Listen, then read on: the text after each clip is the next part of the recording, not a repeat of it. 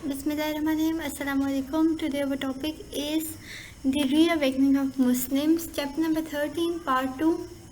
Today we will learn about how Muslims reawaken themselves, how Muslims gather themselves, how Muslims fight for themselves. हम ये देखेंगे इस topic में कि मुसलमानों ने किस तरीके से जो है वो अपने आप को रीअवेक किया है, किस तरीके से अपने आप को जो है वो गैदर किया है, किस तरीके से अपने आप को इकट्ठा किया है दोबारा से, इस्लाम को किस तरीके से जो है वो अपने खोए हुए मुकाम तक वापस पहुंचाया है.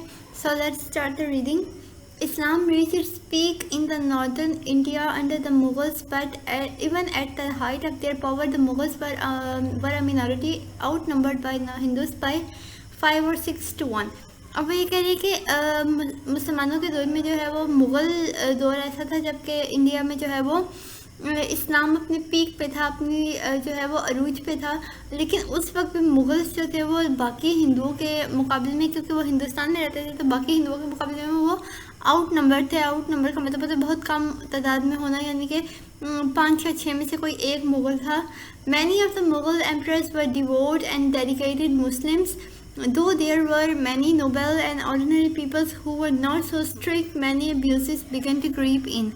और वो ये कह रहे हैं कि बेशक जो है वो मुग़ल हुक्मरान बहुत सख्त और डिवोटेड थे, यानी कि बहुत जो है वो अपने आप को जो उन्होंने जो है वो कुर्बान किया इस्लाम के लिए, बहुत वो उनका लगाव था इस्लाम से. लेकिन कुछ ऐसे भी थे जो कि इतने स्ट्रिक्ट नहीं थे, और इस तरीके से जो है वो एब्यूजेस बिगेन, यानी कि इस तरीके से जो है वो कमज़ोरियाँ और बातें लोगों की जब वो करना शुरू हो गए थे, वो ऐसी चीज़ें जो है वो आना शुरू हो गई थी.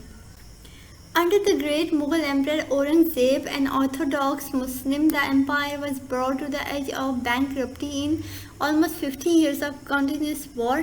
ओके, अब ये कह रहे हैं कि औरंगज़ेब आलमगीर के दौर में जो कि ऑर्थोडॉक्स था, ऑर्थोडॉक्स का मतलब होता है कि वेरी स्ट्रिक्ट टू इस्लाम, यानी कि जो बंदा जो है वो जिसको कहते हैं टिपिकल जो है वो मुस्लिम होना या बहुत स्ट्रिक्ट होना, वो था, ऑर्थोडॉक्स था. उसके दौर में जो है वो जो मुग़ल एम्परर था, जो मुग़लिया दौर था, वो तकरीबन अपने इख्तिताम को पहुंच चुका था, क्योंकि बैंकरप्टी बहुत हुई थी, क्योंकि ख़जाना जो था कौमी ख़जाना वो बहुत ज़्यादा जो है वो इस्तेमाल हो चुका था, क्योंकि 50 साल जो है वो जंग का दौर उन्होंने देखा था. After औरंगज़ेब्स death in 1707 there was a succession of emperors who looked for little but their own players, and by the beginning of the 18th century, the Europeans were increasingly exerting their influences. Okay, अब ये कह रहे हैं कि after Aurangzeb Alamgir की वफ़ात के बाद, जो 1707 में उसकी वफ़ात हुई थी, उसकी वफ़ात के बाद जो है वो बहुत सारे सक्सेसर्स थे. सक्सेसर्स वो होते हैं जो कि आपके वर्सा होते हैं, वारिसीन में से आते हैं, यानी कि जो औरंगज़ेब के बेटे थे, उनमें जो है वो इक़्तिदार के लिए जंग जो है वो शुरू हो गई थी. उन्होंने ये बात नहीं देखी कि उनको अपने मुफाद को देखना चाहिए या फिर वो उनको कौम और मुल्क के मुफाद को देखना चाहिए. उन्होंने अपने ओन प्लेयर के लिए जो है वो लड़ाई शुरू कर दी. और in the beginning of 18th century जो है वो यूरोपियंस भी, यानी कि फरंगी जो थे या जो अंग्रेज़ थे, उन्होंने भी जो है वो अपना इंक्रीजिंगली जो है वो असर दिखाना शुरू कर दिया था.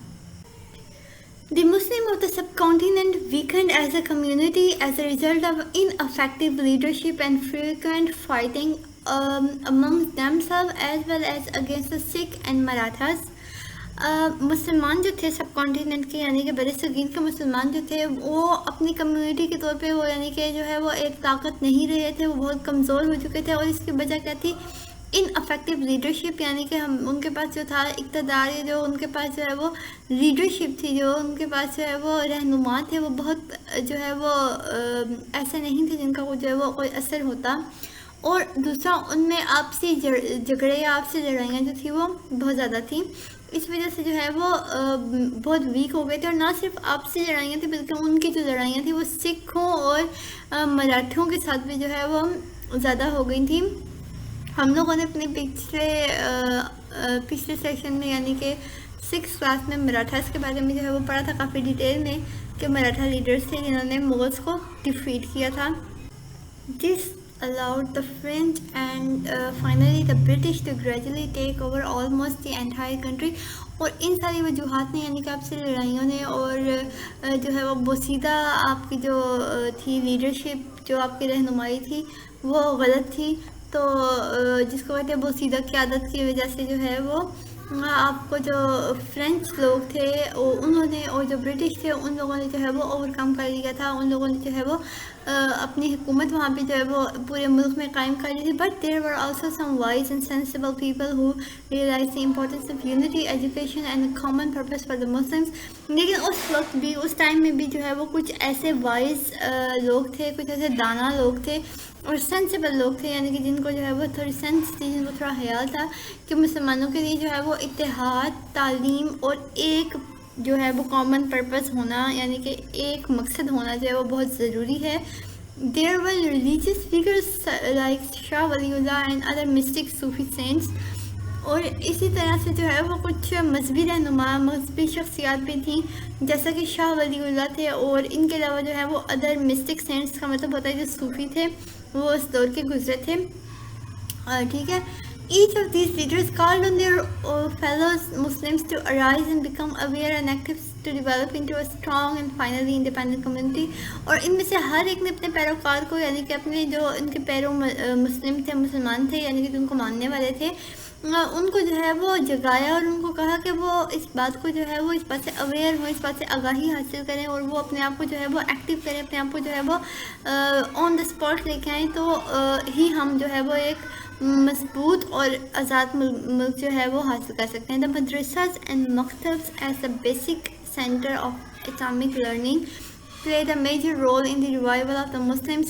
اب جو مدرسہ اور مکتبs ہیں وہ جو ہے انہوں نے ایک بیسک سینٹر کے طور پہ، یعنی کہ اسلامک لرننگ کے، یعنی کہ تعلیمات جو ہیں ہماری اسلامی تعلیمات، ان کو سیکھنے کے لیے جو ہے وہ ایک بیسک جو ہمارے پاس انسٹیٹیوٹ تھا اس زمانے میں، وہ مدرسہ ہوتے تھے اور مکتب ہوتے تھے. انہوں نے جو ہے وہ بہت اہم کردار ادا کیا تھا مسلمانوں کے ریوائول میں، مسلمانوں کے دوبارہ سے جاگنے میں. Ulema as the scholars were known advocate return to Quranic principles to reform society.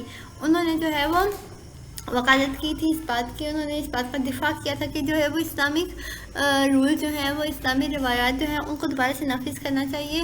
اگر مسلمان جو ہیں وہ اپنے لیے بہتری چاہتے ہیں، اپنے لیے آزادی چاہتے ہیں اپنے اس ملک میں، تو ان کو جو ہے وہ اس بات کو ماننا ہوگا. اب آگے آپ یہ دیکھیے پیج نمبر 62 پہ آپ کے پاس یہاں پہ انفو ہے. A maktab is also a place of learning. The word maktab came from the word kitab meaning book. Okay. اب یہ کہہ رہے ہیں کہ مکتب ہوتا کیا ہے؟ مکتب جو ہے وہ ایک پلیس آف لرننگ ہوتی ہے، ایک ایسی جگہ ہوتی ہے جہاں پہ لوگ کچھ سیکھتے ہیں، اور یہ مکتب لفظ کتاب سے نکلا ہے جس کو بک کہتے ہیں. ٹھیک ہے.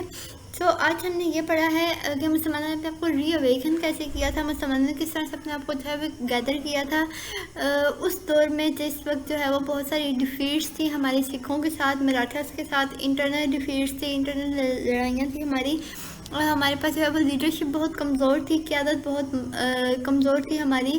اور اس زمانے میں جو ہے وہ کچھ ایسے صوفی رہنما اٹھے تھے اور کچھ ایسے پرسنالٹیز اٹھی تھیں جنہوں نے یہ سوچا تھا کہ مسلمانوں کے لیے اتحاد، تعلیم اور کامن پرپس ہونا ضروری ہے. Unity education and the common purpose, یہ تین چیزیں ایسی ہیں جن کے اوپر اگر مسلمان جو ہے وہ ورک آؤٹ کریں. اور سب سے جو اہم چیز ہے وہ ہے Islamic rules and Quranic rules, جن کو مان کر اگر مسلمان چلیں گے تو مسلمان جو ہے وہ اپنے آپ کو آزاد اور انڈیپینڈنٹ بنا سکتے ہیں. نیکسٹ اپنے انشاءاللہ اس چیپٹر کے لاسٹ پارٹ میں ہم پرسنالٹیز کے بارے میں پڑھیں گے، جن میں شاہ ولی اللہ آتے ہیں اور احمد شہید سہروردی آتے ہیں. ان دونوں کے بارے میں ہم انشاءاللہ اپنے نیکسٹ ٹاپک میں پڑھیں گے. ٹل دین آپ ان کو پڑھیں، لرن کریں، اور if you have any questions so do mention me in the comment. Till then اللہ حافظ.